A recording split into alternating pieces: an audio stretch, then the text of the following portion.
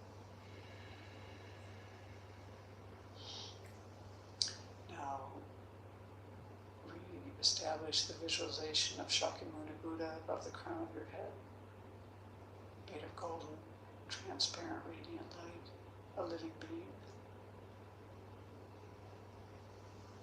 And this Buddha melts into light and dissolves into you.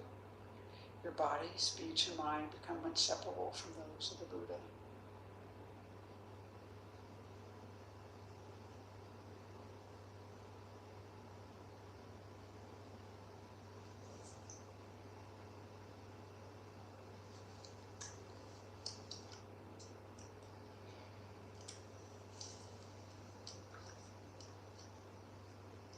And then we'll make the dedication prayers, starting on the page that we're on in the sadhana, which is 27. Due to this merit, may we soon attain the awakened state of Guru Buddha, that we may be able to liberate all sentient beings from their suffering. May the precious Bodhi mind not yet born arise and grow. May that born have no decline, but increase forevermore. So I'll end with the closing mantra now from the Ashtanga Yoga. Om Swasti Prajabhyaha Palipalayamtam Naina Margena Mahi Mahisha Go Brahmanebhyaha Palipala Shubhamatsyu Nityam Lokaha Samasta Sukhino Bhavantu. Om Shanti Shanti Shanti.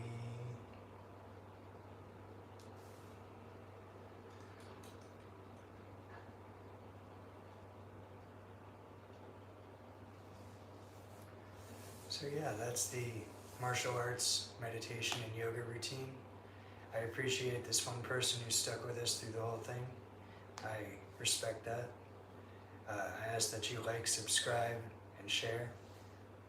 You know, rewatch these videos every day whenever I'm not streaming or when it's convenient for you to build your own daily practice. Have a good one.